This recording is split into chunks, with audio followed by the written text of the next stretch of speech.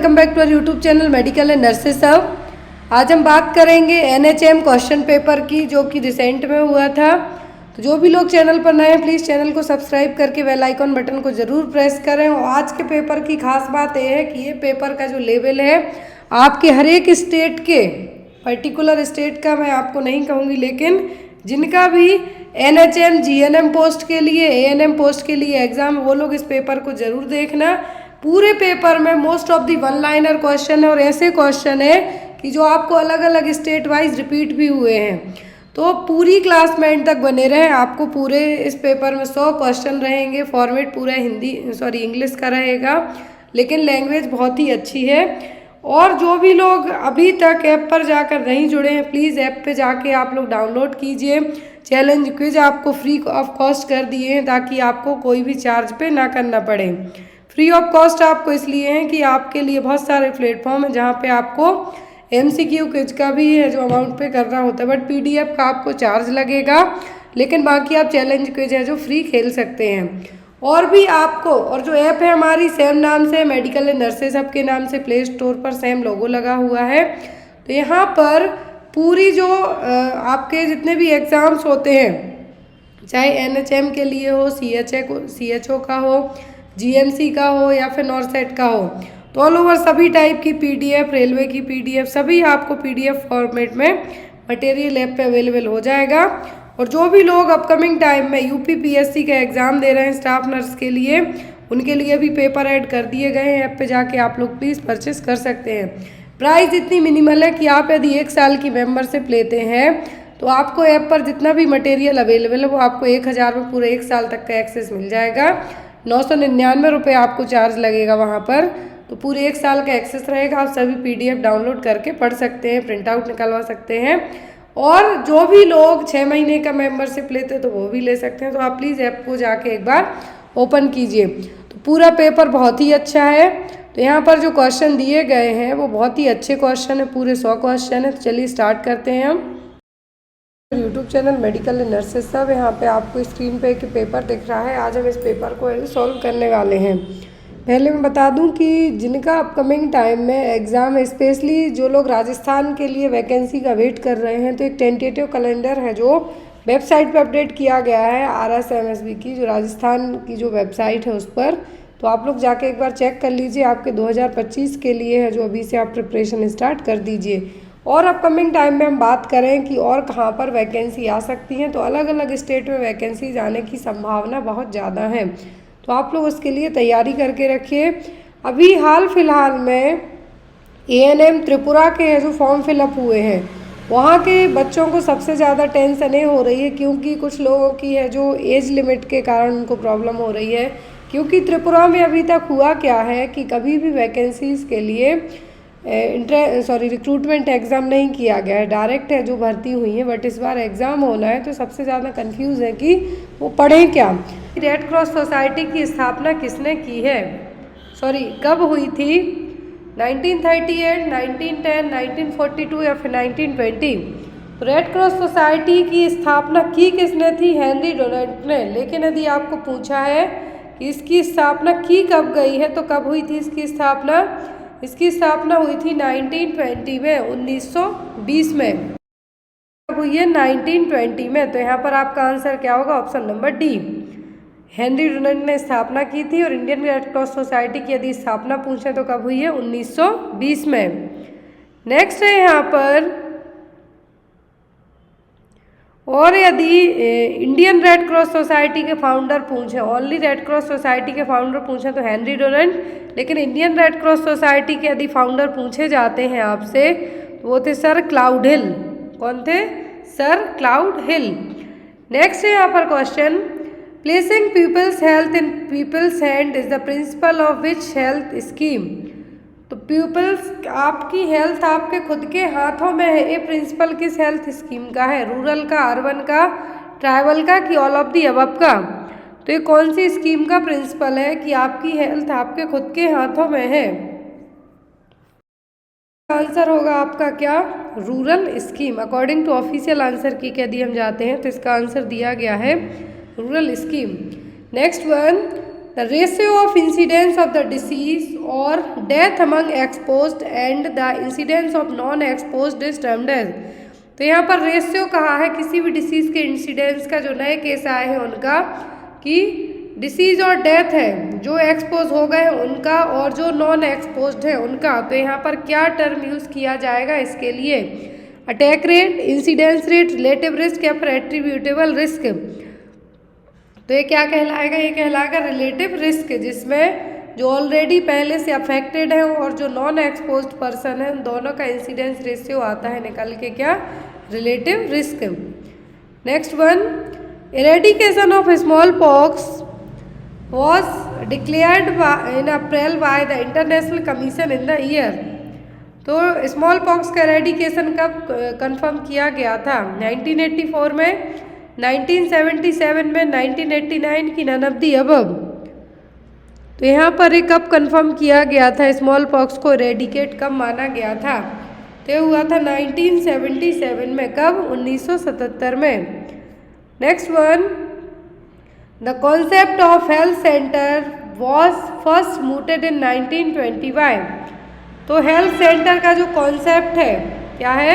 Health centre का जो concept है पहली बार किसने दिया था? 1920 में।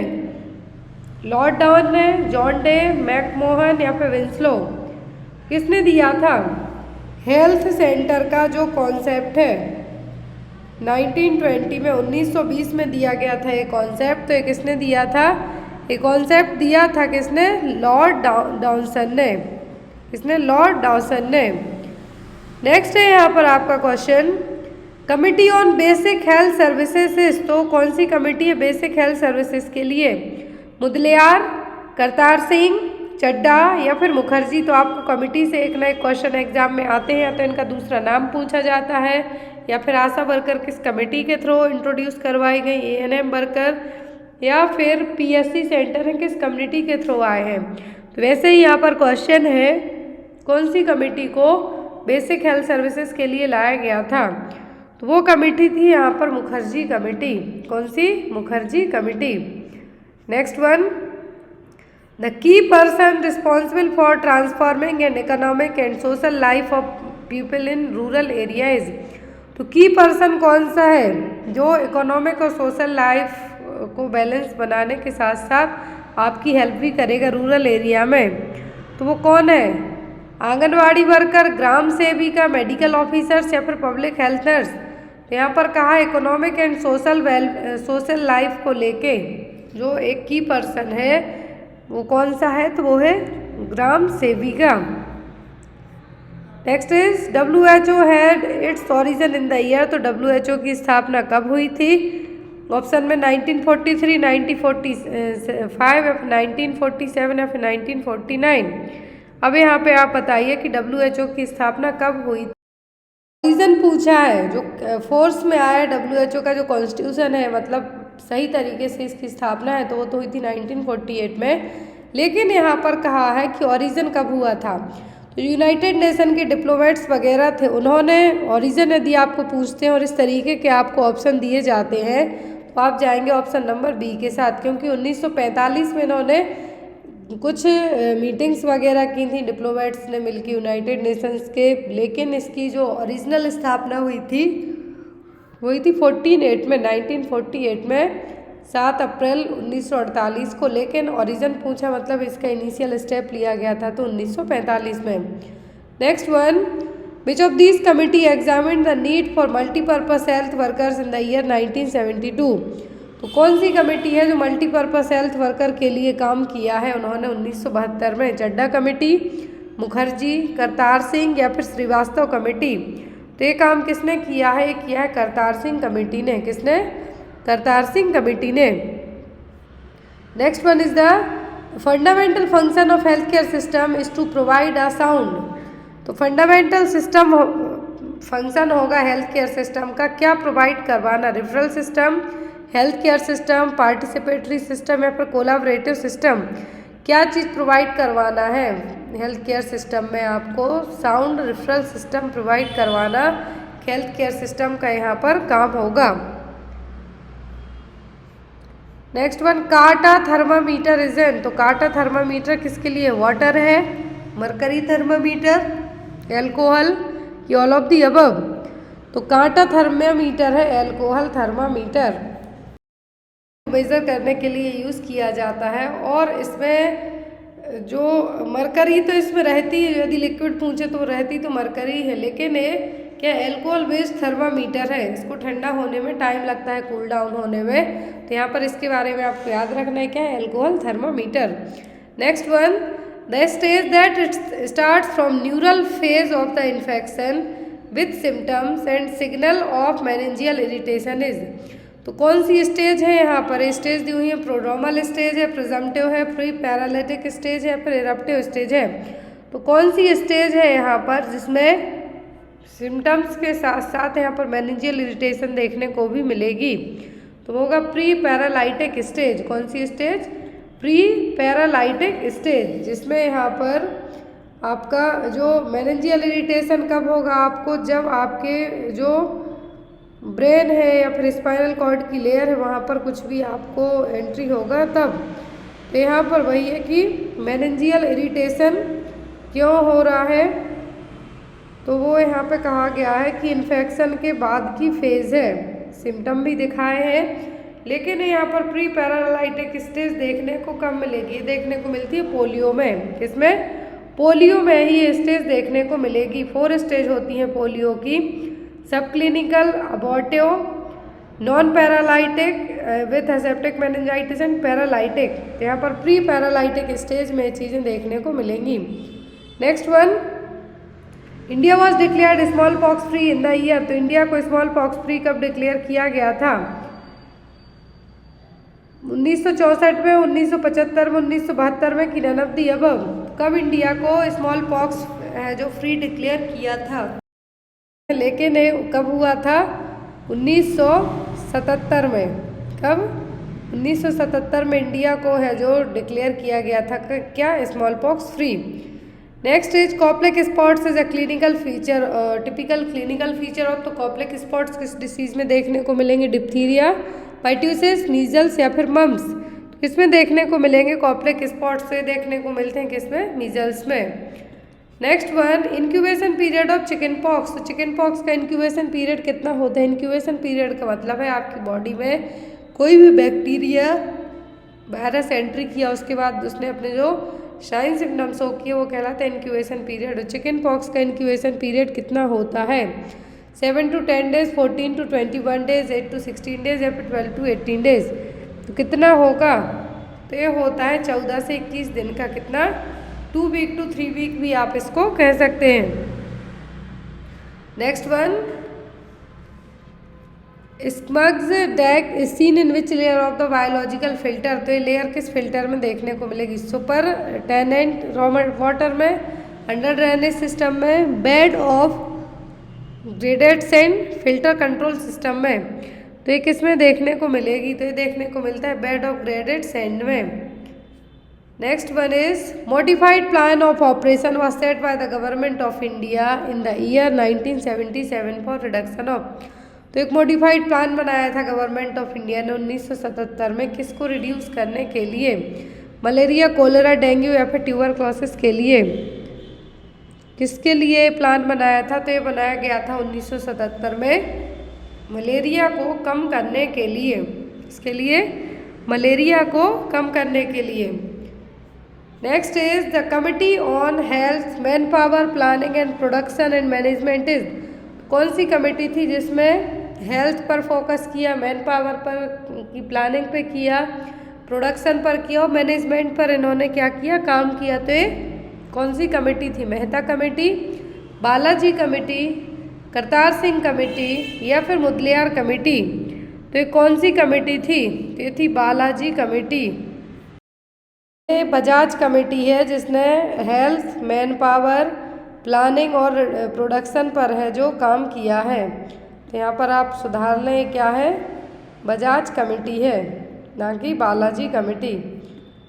Next one is grid chamber in which type of modern sewage treatment plan, grid chamber है, कौन से मॉडर्न सीवेज ट्रीटमेंट प्लांट में यूज़ किए जाते हैं? तो ये क्या है? प्राइमरी, सेकेंडरी, टर्सरी की ऑल ऑफ दी अबव? तो ये कौन से हैं? तो ये है यहाँ पर primary chamber. Grid chamber modern sewage treatment plant के लिए किस टाइप के चैम्बर है? तो ये है primary. Next one, the ratio between the incidence among exposed with ratio of non exposed is called. तो अभी हमने इसको पहले भी पढ़ा कि जो एक्सपोज्ड पर्सन का रेशियो, नॉन एक्सपोज्ड पर्सन के बीच का जो रेशियो है वो क्या कहलाता है? Relative risk, attributive risk, exposure risk की अटैक रिस्क, ये क्या कहलाता है? Relative risk. एक ही क्वेश्चन 2 बार रिपीट हुआ है इस पेपर में। नेक्स्ट वन है chicken pox is caused bye, chicken pox का कॉजेटिव एजेंट क्या है? ऑप्शन में है यहाँ पर साल्मोनेला, रोटावायरस, न्यूमोकोका या फिर वेरिसेला जूस्टर। चिकन पॉक्स का कॉजेटिव एजेंट यहाँ पे क्या है? Varicella zoster virus. Next one is all the given congenital heart disease are acyanotic except. 2 तरीके के हार्ट डिफेक्ट होते हैं, एक होता है साइनोटिक, दूसरा होता है असाइनोटिक। यहाँ पर कहा है कंजेनाइटल, असाइनोटिक सभी हैं किसी एक को छोड़कर। Ventricular septal defect, atrial septal defect, patent ductus arteriosus या फिर ट्राइकस्पिड एट्रेसिया। तो यहाँ पर क्या है जो कि साइनोटिक है ना कि असाइनोटिक है? VSD, ASD, PDA तीनों क्या है? साइनोटिक है। बाकी ट्राइकस्पिड एट्रेसिया किस में जाएगा? Cyanotic heart congenital heart disease में। Next one, meningomyelocele is the subtype of. Meningomyelocele किसका सब टाइप है? मेनिंजाइटिस का, इंसेफेलाइटिस का, स्पाइना बाइफिडा का कि माइग्रेन का? तो यहाँ पर किसका मेनिंगोमायोसील किसका सब टाइप है? तो जब eight the time of birth क्या दी जाती है? फॉलिक एसिड की टेबलेट दी जाती है, सॉरी कंसीव करने के टाइम से। क्यों? क्योंकि हमें न्यूरल ट्यूब डिफेक्ट को प्रिवेंट करना है। और जो मेनिंगोमायोसील है, क्या है? मेनिंगोमायोसील है, किसका सब टाइप है? स्पाइना बाइफिडा का मेनिंगोमायोसील, या फिर हम इसको किसी एक टाइप का स्पाइना बाइफिडा कह सकते हैं, जिसमें बेबी की जो स्पाइनल कैनाल होती है वो जनरली क्लोज हो जाती है, लेकिन स्पाइना बाइफिडा या फिर मेनिंगोमायोसील में ये प्रॉपर तरीके से क्लोज नहीं हो पाती है। तो यहाँ पर मेनिंगोमायोसील इसका सब टाइप है स्पाइना बाइफिडा का। Next one, ventriculoperitoneal shunt drains. तो BP जो वेंट्रिकुलोपेरिटोनियल शंटिंग है, ये किसको ड्रेन करने में यूज़ की जाती है? प्लाज्मा को, ब्लड को, CSF को कि सीरम को? तो जो हाइड्रोसेफेलस के पेशेंट होते हैं उसमें BP शंटिंग कॉमनली यूज़ किया जाता है। तो BP शंटिंग के थ्रू हम क्या निकालने का काम करते हैं? तो वो सेरिब्रोस्पाइनल फ्लूइड, क्या है? CSF निकालने का काम करते हैं। और जब बेबी का आपने लार्ज साइज बेबी का हेड देखा होगा तो उसमें क्या होता है? CSF का ऑक्यूमुलेशन है, तो प्रोडक्शन ज़्यादा हो रहा है या फिर ऑक्यूमुलेशन होते जा रहा है। तो यहाँ पर BP शंटिंग के थ्रू जो CSF ज़्यादा एक्स्ट्रा है उसको हम क्या करेंगे? बाहर निकालेंगे।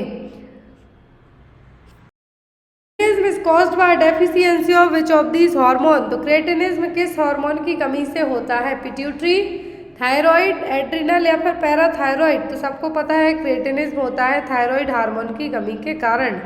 किसके कारण? थायराइड हार्मोन की कमी के कारण। Next one, which of the following drug is used for the closure of P10 ductus arteriosus. तो ड्रग ऑफ चॉइस मैंने आपको कई बार पढ़ाया है PDA, इसमें 2 ड्रग्स यूज़ की जाती हैं जनरली। तो यहाँ पर कौन सी ड्रग है जो PDA में यूज़ होती है? इंडोमेथासिन, डोपामाइन, फिनोबार्बिटोन या फिर immunoglobulin?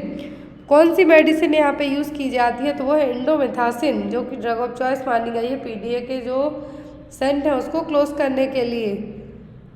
Next one, thrombocytopenia is a condition where there is.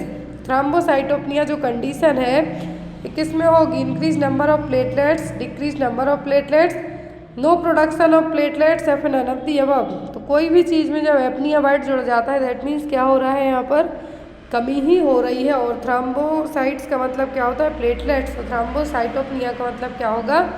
Decrease number of platelets. जो प्लेटलेट्स की नंबरिंग है वो क्या हो रही है? घट रही है।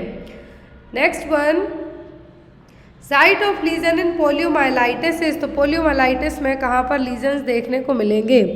Peripheral horn of spinal cord, dorsal horn of spinal cord, all muscles, ventral horn of spinal cord, तो कहाँ पर पोलियोमाइलाइटिस की जो साइट है आपको किस तरीके के लीजन्स देखने को मिलेंगे? तो देखने को मिलेंगे आपको ventral horn of spinal cord. क्या है? Ventral horn of spinal cord. Next one, total lung capacity in a newborn, तो न्यूबॉर्न बेबी की टोटल लंग कैपेसिटी कितनी होती है? 500 ml, 150 ml, 150 ml या 350 ml। लंग कैपेसिटी पहुंची है न्यूबॉर्न बेबी की, जो नवजात बच्चा है उसकी लंग कैपेसिटी कितनी होगी? एक नवजात बच्चे की जो लंग कैपेसिटी होती है वो होती है जनरली 150 ml और 150 ml। Number 30, colour codes used in IMNCI। IMNCI में क्या कलर कोड है जो यूज़ किया जाता है? ऑप्शन में है pink, green, yellow, blue, black and green, green, black and red, या फिर रेड, एस एंड ऑरेंज। तो IMNCI में integrated management neonatal childhood illness में जो कलर कोड यूज़ होता है वो होता है पिंक अर्जेंट रेफरल के लिए, येलो OPD ट्रीटमेंट के लिए और green colour home based treatment के लिए। सो अकॉर्डिंग टू दैट आपका आंसर क्या होगा? Pink, green and yellow. Next है यहाँ पर आपका क्वेश्चन, न्यूबॉर्न बेबी में है black mark on the lower back और बॉटम नोन एज। मैंने आपको कई बार एक इमेज दिखाई है न्यूबॉर्न बेबी के बैक साइड में कुछ स्पॉट्स रहेंगे ब्लैक ब्लूइश टाइप के, तो क्या कहलाते हैं? कॉप्लेक, मंगोलियन, कारपोसी या फिर ब्लाइंड स्पॉट। तो ये कहलाते हैं मंगोलियन स्पॉट्स। क्या कहलाते हैं? Mongolian spot. Next one, Hirschsprung's disease is also called as, तो हिरस्प्रिंग्स डिसीज को और हम क्या कहते हैं? जिसमें गैंग्लियोनिक सेल्स क्या रहेंगी? एब्सेंट रहती हैं। अगैंग्लियोनिक कोलोन, अगैंग्लियोनिक मीजोकोलोन, अगैंग्लियोनिक माइक्रोकोलोन या फिर गैंग्लियोनिक मेगाकोलोन। तो यहाँ पर आपका आंसर क्या होगा? तो आपका आंसर होगा ऑप्शन नंबर डी। क्या कहते हैं? हिरस्प्रिंग्स डिसीज को हम अगैंग्लियोनिक मेगाकोलोन, क्योंकि इसमें जो सेल्स हैं क्या रहेंगी? गैंग्लियोनिक सेल्स एब्सेंट रहेंगी, इसी के कारण इसको क्या कहते हैं? Ganglionic megacolon. Next one, in Babinski reflex the movement of great toe undergoes. Babinski reflex में जो मूवमेंट है टो के कहाँ जाएंगे? डॉर्सी फ्लेक्शन वे में, dorsi extension, dorsiflexion, plantar flexion या फिर प्लांटर एक्सटेंशन में किस वे में जाएंगे? तो ये जाएंगे डॉर्सी फ्लेक्शन वे में। किसमें? डॉर्सी फ्लेक्शन वे में। Next one is the most commonly seen anaemia in children, तो बच्चों में सबसे कॉमन एनीमिया कौन सा देखने को मिलेगा? Haemolytic, sickle cell, iron deficiency या फिर पर्नीशियस एनीमिया। बच्चों में कौन सा एनीमिया कॉमनली देखने को मिलेगा? तो वो होता है आयरन डेफिशिएंसी एनीमिया, आयरन की कमी के कारण होने वाला anaemia. Next one, all are the example of combined vaccine except, तो सभी कंबाइंड वैक्सीन का एग्जाम्पल है किसी एक को छोड़कर। DPT है, MMR है, DTT है, लेकिन BCG नहीं है। क्या है? बैसिलाई कालमेटी ग्यूरिन एक अलग वैक्सीन है जो TB से प्रिवेंट करने के लिए दी जाएगी, तो कंबाइंड वैक्सीन की कैटेगरी में नहीं आएगा। क्या? BCG। बाकी DPT में डिप्थीरिया, पर्टिसिस, टिटनेस है, मीजल, मम्स, रूबेला है और DTT है। नेक्स्ट वन, मैक्रोसोमिया मीन्स, तो मैक्रोसोमिया का मतलब क्या होगा? Baby with large head, baby with large legs, baby with large size या फिर बेबी विथ लार्ज कोलोन। तो मैक्रोसोमिया का मतलब क्या होगा? तो इसका मतलब होता है बेबी विथ लार्ज साइज, बड़ी साइज का बेबी होना। वो या तो 4 kg से अब भी चला जाएगा 5 kg तक। तो यहाँ पर मैक्रोसोमिया का मतलब क्या होगा? Baby with large size. Next one is the at birth baby may have thick cheese like covering and it's called as. At the time of birth baby की पूरी बॉडी पे चीज लाइक सब्सटेंस कवर करके रखता है, वो क्या कहलाता है? मेकोनियम को तो फर्स्ट पासिंग स्टूल कहेंगे हम। रहता है मिलिया, जो छोटे छोटे दाने टाइप से होंगे वो हो गए। लेनियो को बेबी की बॉडी पे टिनी फाइनी हेयर होते हैं वो हो गए। फिर रहता है वर्निक्स सेजोसा, तो बेबी की बॉडी पर चीज टाइप का जो सब्सटेंस कवर करके रखता है बेबी को क्या कहलाता है? Vernix caseosa. Next one is the abnormal accumulation of cerebrospinal fluid in the intracranial space is called। तो यदि बहुत ज़्यादा CSF का ऑक्यूमुलेशन आपके इंट्राक्रेनियल स्पेस में हो जाता है तो ये क्या कहलाएगा? Myeloma, spina bifida, cerebral palsy या फिर हाइड्रोसेफेलस। तो स्टार्टिंग में ही मैंने बताया था कि जिन बच्चों की हेड की साइज है जो बड़ी होती है उनमें क्या होगा, CSF का ऑक्यूमुलेशन होने लगता है। तो यहाँ पर कहा है कि यदि एबनॉर्मल तरीके से सेरिब्रोस्पाइनल फ्लूइड ऑक्यूमुलेट होने लगता है इंट्राक्रैनियल स्पेस में, तो ये चीज़ क्या कहलाएगी, ये कहलाएगी hydrocephalus. Next is as per Erik Erikson stage of development a child takes decision at the age of. तो एरिक एरिक्सन की डेवलपमेंटल स्टेज के अकॉर्डिंग बच्चे अपना खुद का डिसीजन कब लेना स्टार्ट कर देते हैं। 3 ईयर मतलब टोडलर, 5 ईयर मतलब प्री स्कूलर, 7 ईयर मतलब स्कूल गोइंग, 9 ईयर मतलब स्कूल गोइंग चिल्ड्रन। तो यहाँ पर किस एज में बच्चे अपना खुद का निर्णय है जो ले सकते हैं, तो वो होता है 3 ईयर के बच्चे। Next one, formation of tight seal of the infants lip around the nipples and the sufficient portion of the surrounding areola is called. तो कौन सी प्रोसेस पूरी कहलाती है, kangaroo care, rooming in, breast feeding या फिर latching on. Question ध्यान से देखिए क्योंकि दो यहाँ पर कंफ्यूजिंग पॉइंट आपको दिए हुए हैं।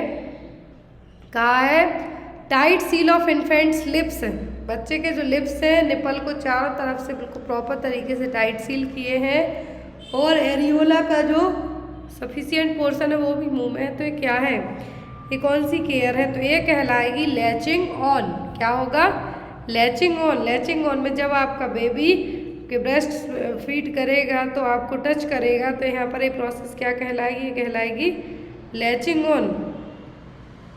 मतलब बेबी कितने फास्ट तरीके से ब्रेस्ट मिल्क है जो पी रहा है, ब्रेस्ट फीडिंग कर रहा है, प्रोसेस कहलाती है latching on. Next one is haloperidol is an. तो हेलोपेरिडोल क्या है, कौन सी ड्रग है, anti psychiatric, anti stabilizer, antidepressant या फिर एंटी कन्वल्सिव ड्रग। कौन सी ड्रग में आएगा हेलोपेरिडोल, तो ये आएगा एंटी साइकेट्रिक ड्रग में।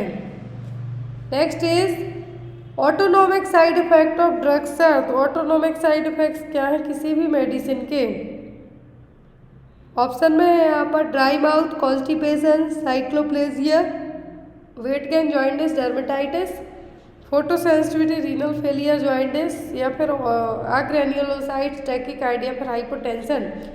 ऑटोनोमिक साइड इफेक्ट की बात हो रही है किसी भी ड्रग के, तो ड्राई माउथ होगा, कॉन्स्टिपेशन होगा और साइक्लोप्लेजिया होगा। अब आता है यहाँ पर कि साइक्लोप्लेजिया है क्या, क्या है साइक्लोप्लेजिया, ऐसी कंडीशन है जिसमें मसल्स स्पेशली आँखों की मसल्स में पैरालिसिस होने के साथ साथ आपके देखने का जो विजन की क्षमता है वो भी जा सकती है। तो ऑटोनोमिक साइड इफेक्ट क्या होंगे किसी भी ड्रग के, ड्राई माउथ, कॉन्स्टिपेशन और cycloplegia. Next one, a patient has been taking lithium carbonate for his hypomania, which taking this drug which mineral should be recommended in adequate quantities। Exam में question आता है कि यदि किसी person को lithium carbonate हम देते हैं, हाइपोमेनिया को ट्रीट कर रहे हैं, तो किन चीज़ों से आप उसको दूर रखेंगे, या फिर कौन सा मिनरल ज़्यादा देंगे, सोडियम देंगे, आयरन देंगे, आयोडीन देंगे कि कैल्शियम देंगे, कौन सा मिनरल है जो ज़्यादा दिया जाएगा, आंसर दीजिए आप लोग इसका। लिथियम कार्बोनेट दिया जाता है तो आपको चेक करने के लिए कहा जाता है कि पर्सन में लिथियम टॉक्सिटी होने के चांसेस बहुत ही जल्दी रहेंगे। पर्सन को हाइपोमेनिया है, हाइपोमेनिया को यदि आप ट्रीट कर रहे हैं लिथियम कार्बोनेट से, तो यहाँ पर आप कौन सा मिनरल है जो चेक करते रहेंगे, वो होगा आपका सोडियम। क्या होगा, सोडियम, क्योंकि मोस्टली जो लिथियम हो गया या फिर वाल्प्रेट एजेंट हो गया, जितने भी एंटीसाइकोटिक्स ड्रग हैं जिसमें लिथियम हो गया, आपका वाल्प्रेट हो गया, हेलोपेरिडोल हो गया, इन सभी में आपको कौन सा मिनरल चेक करते रहना है, वो है सोडियम, क्योंकि यही आपके ब्लड प्रेशर लेवल को, किडनी को, सभी चीज़ों को अफेक्ट करेगा, इसीलिए इसको क्या करते रहना है, चेक करते रहना है। Next one, which of the following defence mechanism is commonly used by OCD patient. तो ऑब्सेसिव कंपल्सिव पेशेंट के डिसऑर्डर है, OCD का मरीज है, कौन सी मेथड है जो अपना, कौन सी mechanism, defence mechanism generally use करता है, सब्लिमेशन, प्रोजेक्शन, डिनाइल या फिर अनडूइंग।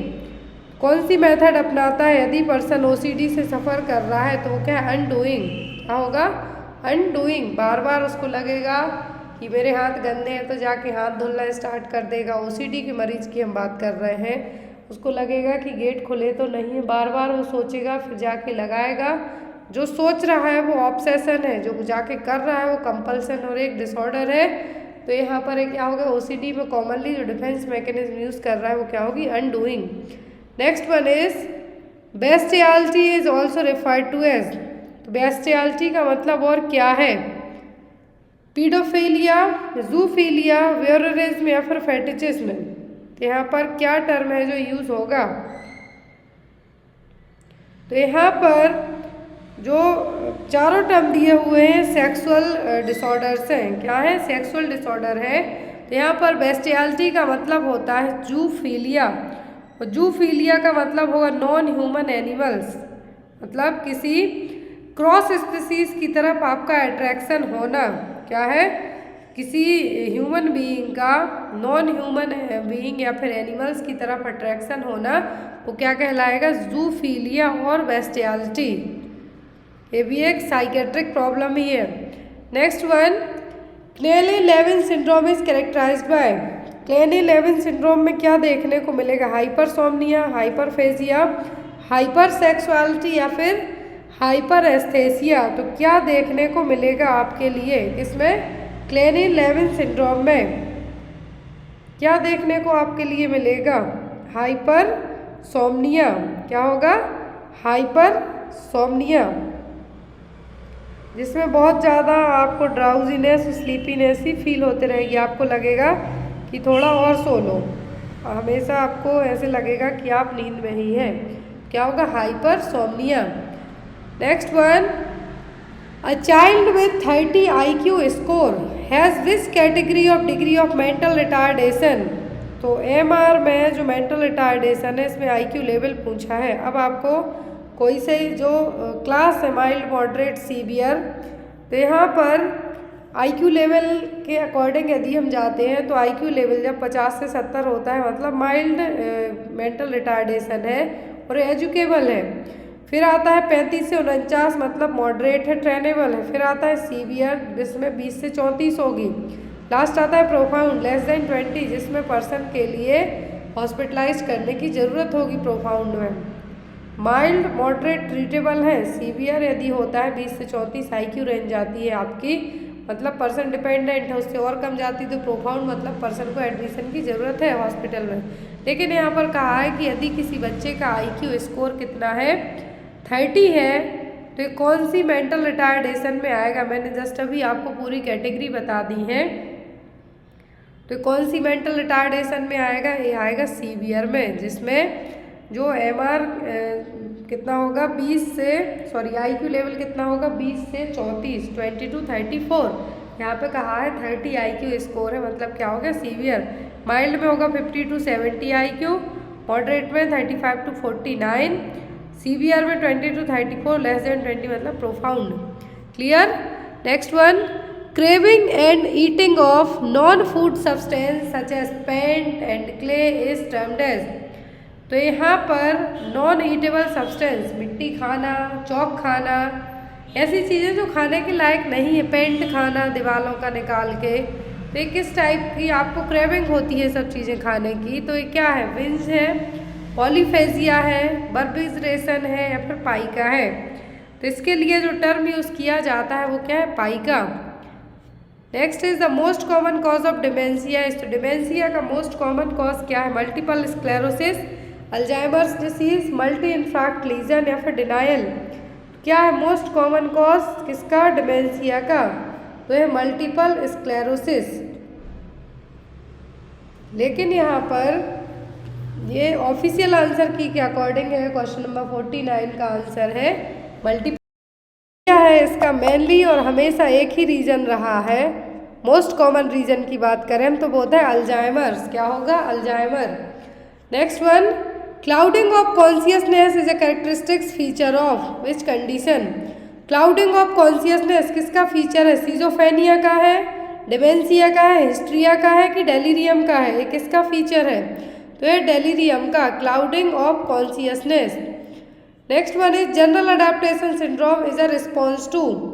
जनरल अडेप्टेशन सिंड्रोम है, किसके प्रति आप रिस्पॉन्ड करेंगे उसके लिए है। ऑप्शन में है poor intelligency, wrong person, stress या फिर पुअर न्यूट्रिशन। तो यहाँ पर जनरल अडेप्टेशन सिंड्रोम क्या है, जनरल अडॉप्टेशन सिंड्रोम, और एक इसके प्रति आपकी बॉडी जब क्या करेगी, स्ट्रेस को लेके, जब आपकी बॉडी किसी तरीके के स्ट्रेस में होगी तो जो नेगेटिव या फिर पॉजिटिव किसी भी तरीके का स्ट्रेस हो सकता है उसके प्रति रिस्पॉन्ड करेगी, वो कहलाता है जनरल अडॉप्टेशन सिंड्रोम। तो यहाँ पर आपकी बॉडी, मान लीजिए आपको स्ट्रेस हो गया, आपके एग्ज़ाम का हो गया, या फिर आपको अपने फेल होने का स्ट्रेस हो गया, या फिर आप पास हो गए, मान लीजिए, फिर आपको पास होने का तो पॉजिटिव स्ट्रेस हुआ, लेकिन आपको अब स्ट्रेस ये हुआ कि आपकी पोस्टिंग कहाँ पे होती है। तो ये सभी चीज़ें किसके लिए, जनरल अडॉप्टेशन सिंड्रोम के लिए। अब स्ट्रेस आपका नेगेटिव भी हो सकता है और आपका पॉजिटिव भी हो सकता है, जिसमें अकॉर्डिंग टू जनरल अडॉप्टेशन जो सिंड्रोम है, इसके अलार्म, रेसिस्टेंस एंड एग्जॉशन, ये 3 फेज देखने को मिलेंगी। कितनी फेज होती हैं इसकी, या फिर स्टेज हम कहें, alarm, resistance and exhaustion. Next one, the Indian lunacy act was passed in the year. तो इंडियन ल्यूनेसी एक्ट है जो कब पास हुआ था, 1910, 1912, 1920 या फिर 1987 में। तो जो इंडियन ल्यूनेसी एक्ट है ये कब पास हुआ था, तो इंडियन ल्यूनेसी एक्ट आया था 1912 में। कब, 1912 और 1912। Next one is the word schizophrenia was coined by. तो सीजोफेनिया वर्ड किसने दिया था, Eugen Bleuler, Emil Kraepelin, Sigmund Freud या फिर सेचेंडर ने। तो जो वर्ड है यहाँ पर सीजोफेनिया, इसके 4 एग्जाम में आते हैं, तो ये दिया था किसने, यूगेन ब्यूलर ने। Next one, which of the following is a positive symptom of schizophrenia. तो सीजोफेनिया में 2 तरीके के सिम्टम होते हैं, एक होता है पॉजिटिव, दूसरा होता है नेगेटिव सिम्टम। तो यहाँ पर पॉजिटिव सिम्टम कौन सा है, पॉजिटिव सिम्टम का मतलब पर्सन की रिकवरी के चांसेस है, पर्सन ठीक हो सकता है, लेकिन नेगेटिव सिम्टम है तो और ज़्यादा वर्स्ट होते जाते हैं डे बाई डे, उनको ट्रीट करना एज एन इम्पॉसिबल के बराबर ही हो जाता है, जिसमें पर्सन की प्रोग्नोसिस बहुत ही ज़्यादा वर्स्ट होती जाती है। तो यहाँ पर पॉजिटिव सिम्टम कौन सा है, सीजोफेनिया का, डिल्यूजन, अपैथी, एम्बिवैलेंस या फिर इरिटेबिलिटी। तो पर्सन को जब अपैथी, एम्बिवैलेंस, इरिटेबिलिटी होगा तो ये सब नेगेटिव में जाते हैं, लेकिन डिल्यूजन किस में आ जाएगा, पॉजिटिव सिम्टम में। नेक्स्ट है यहाँ पर question, which of the following is a technique used in hypnosis. तो हिप्नोसिस में कौन सी टेक्निक यूज की जाती है, फ्लडिंग, क्वेश्चनिंग, सजेशन या फिर डिसेंसिटाइजेशन। तो आपको हिप्नोटाइज किया जाता है, उसके बाद कौन सी टेक्निक अपनाई जाती है आपसे कुछ भी पूछने के लिए, तो वो टेक्निक होती है क्वेश्चनिंग। क्या होती है, क्वेश्चनिंग। सम्मोहित करके, सम्मोहन विद्या अपना के, हिप्नोटाइज करके क्या किए जाते हैं, क्वेश्चन किए जाते हैं। Next one, which of the following is an ineffective non therapeutic communication. तो यहाँ पर इनइफेक्टिव नॉन थेराप्यूटिक कम्युनिकेशन कौन सा है, judgemental attitude, silence, focusing and informing. तो यहाँ पर नॉन थेराप्यूटिक और इनइफेक्टिव कम्युनिकेशन है जो, वो है जजमेंटल एटीट्यूड। कभी भी यदि आप कोई कम्युनिकेशन कर रहे हैं, स्पेशली नॉन थेराप्यूटिक की बात हो रही है यहाँ पर, मतलब जो पेशेंट और डॉक्टर या नर्स के बीच नहीं है, यदि इस टाइप का होता है तो वो कहलाता है थेराप्यूटिक। लेकिन नॉन थेराप्यूटिक कम्युनिकेशन की यदि बात की जाती है तो वो जजमेंटल एटीट्यूड। बाकी साइलेंस, फोकसिंग, इन्फॉर्मिंग, लिसनिंग, ये सब क्या है, थेराप्यूटिक कम्युनिकेशन है। Next one, which of the following is a barrier to therapeutic communication. तो क्या है जो बैरियर का काम करेगा थेराप्यूटिक कम्युनिकेशन के बीच में, लिसनिंग, गिविंग एडवाइस, फोकसिंग या फिर रेस्टेटिंग। तो वो होगा यहाँ पर आपका एडवाइस देना। लिसनिंग तो एक बहुत ही अच्छी चीज़ है, फोकस करना, रेस्टेटिंग करना, लेकिन एडवाइस करना ये क्या हो जाएगा, बैरियर की बात हो रही है। क्या है जो बीच में प्रॉब्लम क्रिएट करेगा, तो वो किसी को एडवाइस देना। Next one is the part of the brain that regulates higher level of cognitive function is. तो ब्रेन का कौन सा पार्ट है जो सबसे ज़्यादा लेवल पर कॉग्निटिव फंक्शंस को रेगुलेट करता है, सेरिबेलम, सेरिब्रम, लिम्बिक सिस्टम या फिर नन ऑफ द अबव। तो कौन सा पार्ट है जो हायर लेवल पे कॉग्निटिव फंक्शंस को कंट्रोल करने का काम करता है, आपके सोचने, समझने, बोलने, इन सभी चीज़ों में आपकी हेल्प करता है कॉग्निटिव फंक्शन में, परसेप्शन में, वो क्या है, cerebrum. Next one is all of the following are components of MSR except. तो यहाँ पर एमएसआर के सभी कंपोनेंट्स हैं किसी एक को छोड़कर, general appearance and behaviour, speech, mood या फिर लैंग्वेज। तो यहाँ पर सभी क्या है, MSR के कंपोनेंट्स हैं, लेकिन किसी एक को छोड़कर MSR के सभी कंपोनेंट्स हैं किसी एक को छोड़कर, तो वो हो गया यहाँ पर लैंग्वेज। नेक्स्ट है यहाँ पर आपका क्वेश्चन, यहाँ पर जनरली MSc या फिर MMSc होना चाहिए, बट अकॉर्डिंग टू आंसर की के यहाँ पर MSR ही दिया हुआ है। नेक्स्ट है यहाँ पर the junction between two neurons is called, तो न्यूरॉन्स जो जहाँ पर दो न्यूरॉन्स जुड़ने का काम करते हैं वो क्या कहलाएगा, न्यूरोट्रांसमीटर, सिनेप्स, नर्व इम्पल्स या फिर सेल मेम्ब्रेन। तो क्या कहलाएगा, जहाँ पर दो न्यूरॉन्स आके जुड़ते हैं वो कहलाता है synapse. Next one is Bell's palsy is a disorder of which cranial nerve, Bell's palsy और फेशियल पाल्सी में कौन सी क्रेनियल नर्व डैमेज होती है या फिर इसका डिसऑर्डर है, cranial nerve 4th, 7th, 9th या फिर 12th। कौन से नंबर की, total 12 pair of cranial nerve होती हैं, तो बेल्स पाल्सी में कौन सी क्रेनियल नर्व है जो डैमेज हो जाती है या फिर डिसऑर्डर होगा, तो होती है फेशियल नर्व या फिर cranial nerve 7। Next one, the most common early manifestation of myasthenia gravis, myasthenia gravis का मोस्ट कॉमन फीचर क्या है, paresthesia of lower extremities, absence of pupillary reflex, ptosis या डिस्फेजिया। क्या है जो मोस्ट कॉमन और अर्ली क्लासिफिकेशन है sign है माइस्थेनिया ग्रेविस का, तो वो होता है पिटोसिस और ड्रूलिंग ऑफ आइलिड्स। क्या है, साइन है किसके, माइस्थेनिया ग्रेविस के। Next one is what is the life span of normal platelets, तो नॉर्मल प्लेटलेट्स का जीवन काल कितना होता है, 1 से 3 दिन, 4 से 6 दिन, 8 से 10 दिन या फिर 10 से 14 दिन तक। कितना होता है नॉर्मल प्लेटलेट्स का जो जीवन काल है, वो होता है टोटल 8 से 10 दिन का, कितना 8 to 10 डेज तक का।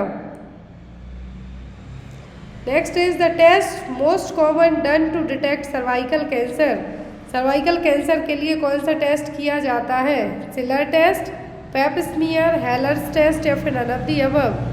जो टेस्ट होता है सर्वाइकल कैंसर को डिटेक्ट करने के लिए वो होता है Pap smear. Next one is acromegaly is caused by excessive secretion of which hormone, acromegaly किस हार्मोन के ज़्यादा सीक्रेशन के कारण होगा, सोमेटोट्रोपिन, एड्रिनेलिन, कैल्सिटोनिन या फिर इंसुलिन। कौन सा हार्मोन रिस्पॉन्सिबल होगा एक्रोमेगाली के लिए, तो एक्रोमेगाली के लिए जो हार्मोन रिस्पॉन्सिबल होता है, जिसमें जो ग्रोथ हार्मोन है बहुत ही ज़्यादा आपकी बॉडी क्या करने लगती है, रिलीज करने लगेगी। तो यहाँ पर कौन से हार्मोन का ज़्यादा सीक्रेशन हो रहा है, तो यहाँ पर आप नाम बताइए कौन से सीक्रेशन के कारण होगा acromegaly.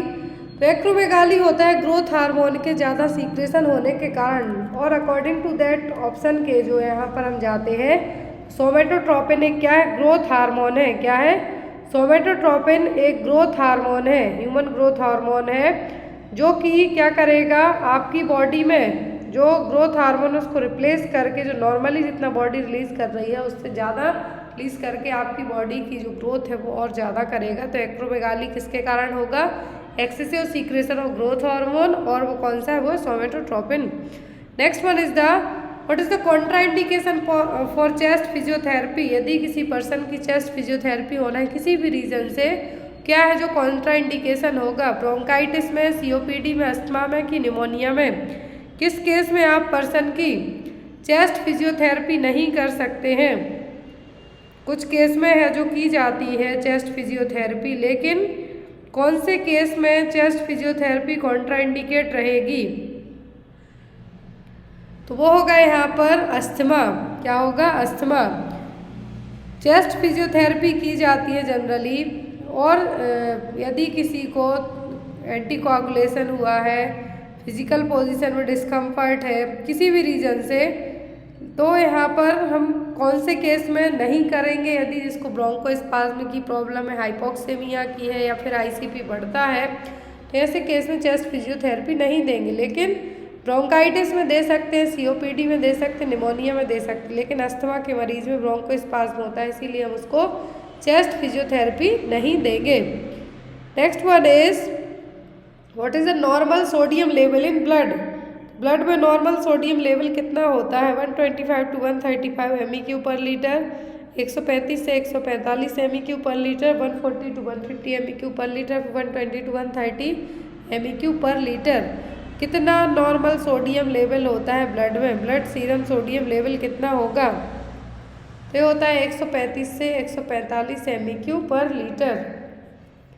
Next is what should you do immediately after needle stick injury. यदि निडल स्टिक इंजरी हो जाती है आपको बाई चांस धोखे से, तो आप क्या करेंगे? Squeeze the injury side, cover with sterile gauze, wash with soap and running water, या फिर अप्लाई एंटीसेप्टिक ऑइंटमेंट। फर्स्ट यहाँ पर आपकी प्रायोरिटी होगी कि आपको रनिंग वाटर है वहाँ पर साबुन और पानी से तुरंत जाके धुलना है। Immediately after needle stick injury क्या करना है? Wash with soap and running water, ताकि जब तक आपको कोई और चीज़ें आपके दिमाग में आती हैं या फिर आप ट्रीटमेंट करते हैं, उसके पहले निडल स्टिक इंजरी हुई है तो आपकी बॉडी में जो इन्फेक्शन हो सकता है, कोई HIV पॉजिटिव ना हो, किसी को कोई और ऐसी डिसीज़ ना हो जो आपको हो जाए निडल स्टिक इंजरी से, तो वो आपकी बॉडी में एंटर ना कर पाए। Next one is the most preferred intramuscular injection site for infants. तो इन्फेंट्स में जो मोस्ट कॉमन प्रेफर्ड साइट है IM इंजेक्शन के लिए वो क्या है? डेल्टॉइड, डॉर्सोग्लूटियल, वेंट्रोग्लूटियल या फिर वास्टस लैटरलिस। तो इन्फेंट में बात हो रही है तो सबसे कॉमन इन्फेंसी एज में जो IM इंजेक्शन दिया जाता है वो कहाँ पे दिया जाता है? वास्टस लैटरलिस मसल्स में। Next one is oliguria is defined as. Oligo का मतलब क्या होगा? कम। ओलिगोयूरिया का मतलब यहाँ पर होगा कि जब यूरिनरी आउटपुट 100 से 500 ml पर 24 आवर हो जाए, 24 घंटे में कोई पर्सन 100 से 500 ml से भी कम यूरिन पास करे तो वो कहलाएगा oliguria. Next one, what is the range of normal pH of blood. तो नॉर्मल ह्यूमन बीइंग की जो pH वैल्यू ब्लड की वो होती है 7.35 to 7.45। Next one is how many joules are there in a monophasic defibrillator.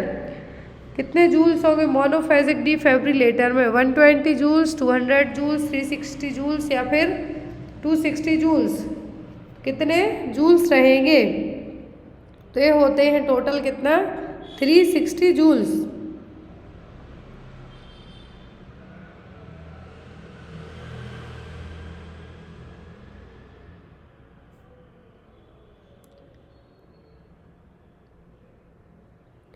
Next one है यहाँ पर which of the following clinical sign is not for classic presentation of shock. कौन सा है जो क्लासिक प्रेजेंटेशन नहीं है शॉक का? क्लैमी स्किन, थ्रेडी पल्स, हाइपोटेंशन या फिर हाइपरटेंशन। तो हमेशा शॉक के पर्सन यदि किसी पर्सन को शॉक होता है तो हाइपोवोलेमिया होता है तो उसमें आपको हाइपोटेंशन देखने को मिलेगा, उसका BP नहीं बढ़ेगा। ये यहाँ पर क्लासिकल प्रेजेंटेशन नहीं है शॉक का। क्लैमी स्किन होगी, थ्रेडी पल्स होगी, हाइपोटेंशन होगा, BP लो होगा लेकिन हाइपरटेंशन देखने को नहीं मिलेगा। तो इसीलिए यहाँ पर आपका आंसर क्या होगा? Hypertension. Next one is what is the position to treat shock. Shock के पर्सन के लिए हम कौन सी पोजीशन देंगे? सिम्स, डॉर्सल, ट्रेंडलैंडबर्ग या फिर लिथोटोमी।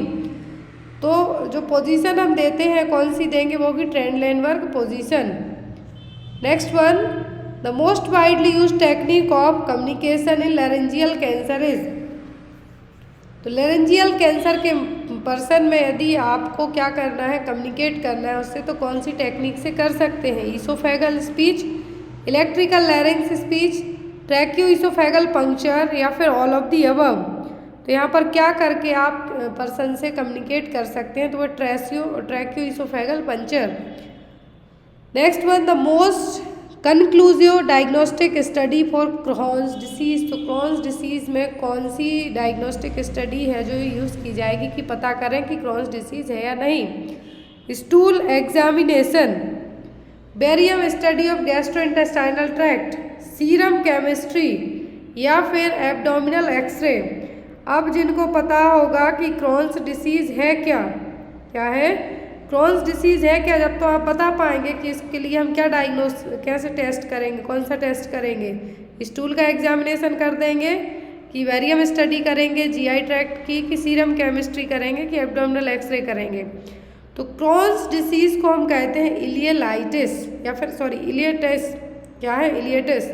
जो क्रोनिक इन्फ्लामेटरी बाउल डिसीज़ है जिसमें आपकी इंटेस्टाइन की जो इनर लाइनिंग है डाइजेस्टिव ट्रैक्ट की वो अफेक्ट होगी।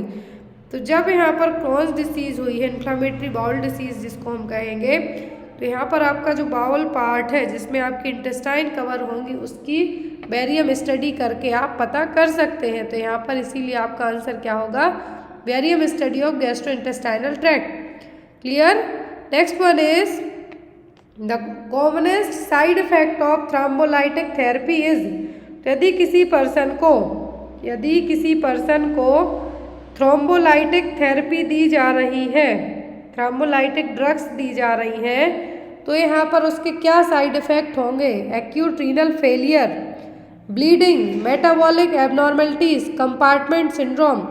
थ्रोम्बोलाइटिक थेरेपी या फिर थ्रोम्बोलाइटिक एजेंट और फाइब्रोलाइटिक एजेंट क्यों दिए जाते हैं, ब्लड क्लॉट को तोड़ने के लिए ब्लड वेसल्स के अंदर ही।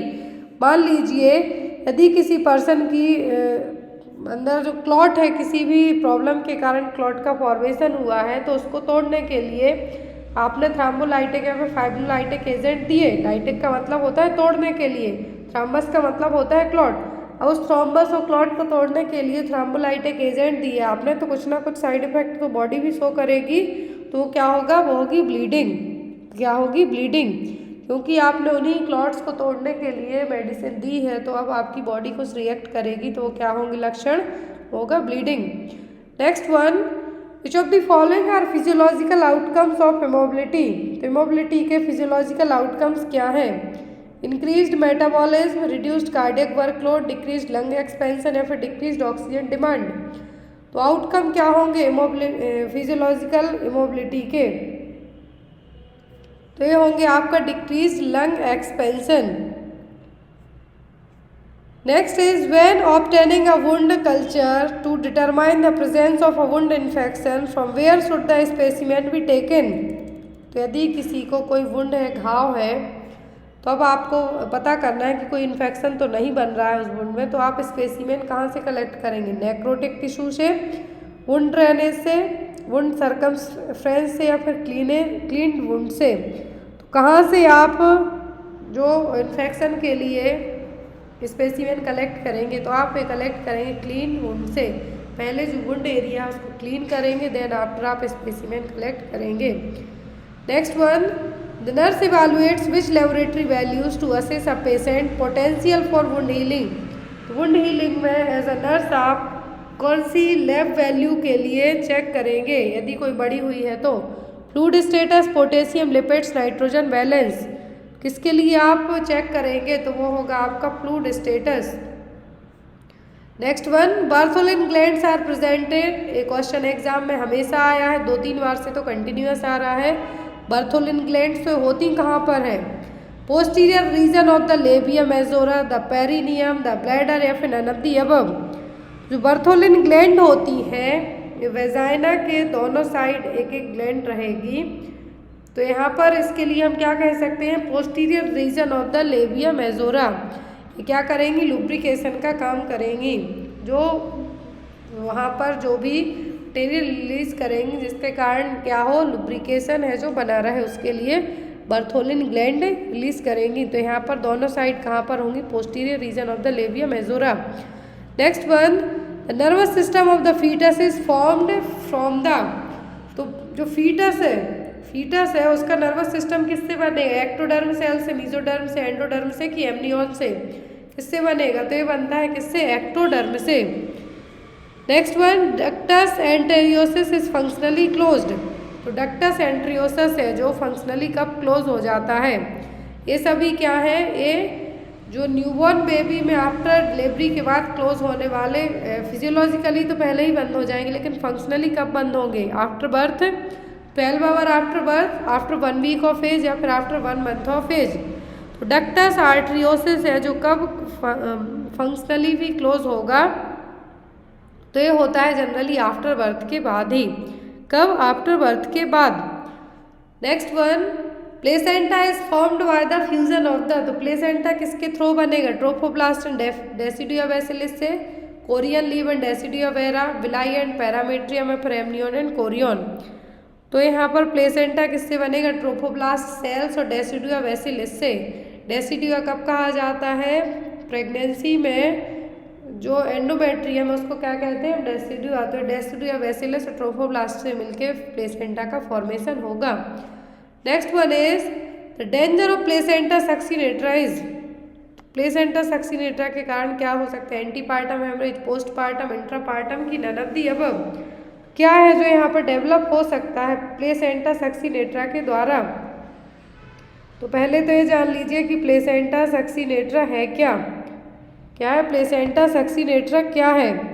ये मॉर्फोलॉजिकल एबनॉर्मेलिटीज़ होती है जहाँ पर प्लेसेंटा के एक या एक से ज़्यादा लोब है जो प्रेजेंट रहेंगे प्लेसेंटल बॉडी में, और ये मेन प्लेसेंटा से कनेक्ट भी रहेंगे।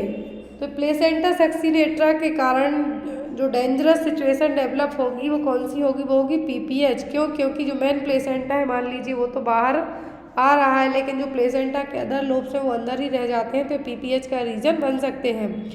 Next one, the outer layer of the chorionic villi is termed as. तो कोरियोनिक विलाई की जो आउटर लेयर है वो किससे मिलके बनी होती है? काइटोट्रोफोब्लास्ट, सिंक्योट्रोफोब्लास्ट, ट्रोफोब्लास्ट या फिर ब्लास्टोसिस्ट। तो ये किससे मिलके बनती है? तो ये बनती है सिंक्टोट्रोफोब्लास्ट। यही सेल HCG हार्मोन को रिलीज करती है। ध्यान से देखिए, सिंक्टोट्रोफोब्लास्ट सेल है जो ह्यूमन कोरियोनिक गोनाडोट्रोपिन हार्मोन इसको रिलीज करने का काम भी यही सेल्स करती है। और आउटर लेयर कोरियोनिक विलाई की क्या है? Syncytiotrophoblast. Next one, the cystic degeneration of chorionic villi occurs in. Cystic degeneration होता है यदि कोरियोनिक विलाई का, तो क्या किस में होगा? हाइपरेमेसिस ग्रेविडेरम में, हाइड्रोमनियोस में, हाइपरटेंशन में, हाइडेटिफॉर्म मोल में। किस में देखने को मिलेगा? तो ये होगा हाइडेटिफॉर्म मोल में। Next one, umbilical cord contains. तो अम्लाइकल कॉर्ड में कितनी आर्टरी कितनी वेन होती हैं? तो अम्लाइकल कॉर्ड में 2 आर्टरी 1 वेन होती हैं। आर्टरी डीऑक्सीनेटेड ब्लड कैरी करती हैं, तो एक वेन होती है अम्लाइकल वेन, वो ऑक्सीनेटेड ब्लड को कैरी करती है। Next one, the umbilical cord और फ्यूनिस इज प्रोटेक्टेड बाय। तो अम्लाइकल कॉर्ड है जिसको हम फ्यूनिस भी कहते हैं, तो इसके ऊपर एक कवरिंग होती है। इस कवरिंग का नाम क्या है? ब्लड वेसल्स है, मेकोनियम है, वार्टन्स जेली है कि फ्यूनिस है? तो अम्लाइकल कॉर्ड का ही दूसरा नाम फ्यूनिस है, एग्जाम में आता है। और अम्लाइकल कॉर्ड या फिर फ्यूनिस के ऊपर जो एक कवरिंग होती है प्रोटेक्ट करने के लिए वो कहलाती है Wharton's jelly. Clear? Next one is Hegar sign of pregnancy is. तो प्रेगनेंसी में हैगर साइन क्या है? यूट्राइन कॉन्ट्रैक्शन है, bluish discolouration of vagina, softening of isthmus या फिर क्विकनिंग। क्या है हैगर साइन? तो ये softening of isthmus. Chadwick sign का मतलब होगा bluish discolouration of vagina, quickening का मतलब होगा बेबी का फर्स्ट फीटल मूवमेंट फील होना माँ के लिए, जो कि 20 वीक्स में होगा। नेक्स्ट आता है परपीरियम लास्ट फॉर। तो परपीरियम पीरियड कब तक रहता है? 2 वीक्स, 4 वीक्स, 6 वीक की 8 वीक। सबको पता है परपीरियम पीरियड होता है 6 वीक का। परपीरियम का मतलब होगा आफ्टर प्लेसेंटा एक्सपल्सन के बाद से लेके जो बेबी डिलीवरी होने प्लेसेंटा एक्सपल्सन के बाद से लेकर 6 वीक तक का ड्यूरेशन है वो कहलाता है परपीरियम पीरियड, जो कि कितना होता है? 6 वीक का। नेक्स्ट है यहाँ पर in placenta previa vaginal examination is not done to avoid. Placenta previa में यदि पर्सन को प्लेसेंटा प्रीविया है तो कभी भी वेजाइनल एग्जामिनेशन नहीं किया जाता है। ध्यान से सुनिए, यदि एग्जाम में क्वेश्चन आता है कि प्लेसेंटा प्रीविया में जो वेजाइनल एग्जामिनेशन है वो क्यों नहीं किया जाता है, तो यहाँ पर ये क्यों नहीं किया जाता है? ऑप्शन में है यहाँ पर इन्फेक्शन से बचने के लिए, डिस्कम्फर्ट से बचने के लिए, हेमरेज से के लिए कि प्रेसिपिटेट लेबर से बचने के लिए। तो जब भी प्लेसेंटा प्रीविया की सिचुएशन है तो पर्सन में वेजाइनल एग्जामिनेशन नहीं किया जाता, क्योंकि हमें ब्लीडिंग को प्रिवेंट करना है। क्योंकि ये प्लेसेंटा प्रीविया में क्या होगा, एक तो प्लेसेंटा ऑलरेडी डाउन साइड आ जाएगा जो सेंटर पार्ट में होना चाहिए, और यदि आपने वेजाइनल एग्जामिनेशन कर दिया तो एक ट्रिगर का काम करेगा ब्लीडिंग के लिए, और जब ये ब्लीडिंग होगी तो आपको इवन पर्सन में क्या है टाइम के पहले ही प्रीटर्म डिलीवरी भी होने के साथ साथ और अदर सिचुएशन भी डेवलप होंगी। तो मेन यहाँ पर यही होता है वेजाइनल एग्जामिनेशन का कि हमें नहीं करना है। यदि पर्सन को प्लेसेंटा प्रीविया आपने सोनोग्राफी करवाई, पता चल गया यदि, तो आपको कभी भी वेजाइनल एग्जामिनेशन नहीं करना है। क्योंकि हमें ब्लीडिंग को अवॉइड करना है। Next one, abruptio placenta means premature separation of. तो एब्रप्टो प्लेसेंटा का मतलब क्या है? Means premature separation of placenta का किससे सेपरेट होना है? Normally situated placenta, abnormally situated placenta, abnormal placenta, फिर फीटल पार्ट ऑफ प्लेसेंटा। तो एब्रप्टो प्लेसेंटा का मतलब होता है नॉर्मली सिचुएटेड प्लेसेंटा, जिसमें premature separation of normally situated placenta. That means कि जो प्लेसेंटा है सेंट्रल पार्ट में ही अटैच है, लेकिन टाइम के पहले ही ये बाहर निकल के आ रहा है। नॉर्मली तो ये सिचुएटेड सेंट्रल पार्ट में, लेकिन premature separation of normally situated placenta, इसको हम क्या कहते हैं? एब्रप्टो प्लेसेंटा। और एक मोस्ट कॉमन कॉज होता है एब्रप्टो प्लेसेंटा किसके लिए? एंटीपार्टम हेमरेज के लिए। Next one, lightning takes place at. Lightning का मतलब होता है जब जो फंडल हाइट है यूट्रस का जो लेवल है एक्सीफेस्टर्नम तक पहुंच जाए, चेस्ट तक पहुंच जाए, आफ्टर तक वहाँ तक पहुँचने के बाद सडनली डाउन साइड बेबी है जो आएगा, तो वो प्रोसेस कहलाती है लाइटनिंग। और ये कब देखने को मिलेगी? 2 to 3 days before labour, 6 days after dilatation of cervix, 2 to 3 weeks before the onset of labour. तो लाइटनिंग देखने को मिलती है हमेशा 2 to 3 weeks before the onset of labour. लेकिन यदि मल्टी ग्रेविडा है तो जनरली ये 1 week में ही देखने को मिल जाएगी। यदि प्रीमी है तो 2 से 3 week पहले ही, लेबर आने के, डिलीवरी होने के पहले है जो लाइटनिंग देखने को मिलेगी, जिसको हम वेलकम साइन भी कहते हैं। Next one, in vasa previa bleeding is likely to occur from. तो यदि वासा प्रीविया है तो ब्लीडिंग कहाँ से होगी? फीटल ब्लड वेसल से, मैटरनल ब्लड वेसल से, प्लेसेंटल साइड से कि मार्जिनल साइड से? तो ब्लीडिंग होगी कहाँ से? फीटल ब्लड वेसल से, वासा प्रीविया में। Next one is the period during which the baby gets food other than mother's milk, it's known as. तो ऐसा टाइम पीरियड जब बेबी को माँ के मिल्क के अलावा कुछ और खाने पीने मिल जाए तो वो कहलाता है वीनिंग। क्या कहलाएगा? वीनिंग। नेक्स्ट है यहाँ पर question, in severe PIH pregnancy induced hypertension the blood pressure will be. तो प्रेगनेंसी इंड्यूस्ड हाइपरटेंशन में BP कितना रहेगा? 160/110 mm of Hg, 150/100 mm of Hg, 260/100 mm of Hg या फिर none of the above। तो प्रेगनेंसी इंड्यूस्ड हाइपरटेंशन में blood pressure कितना होगा? तो ये होता है 160/110 mm of Hg। Next one is pre eclampsia clonic stage last for. तो प्री एक्लेम्सिया में क्लोनिक स्टेज कितनी होगी? 10 सेकेंड की, 5 सेकेंड की, 30 से 90 सेकेंड की नन ऑफ दी अबव की।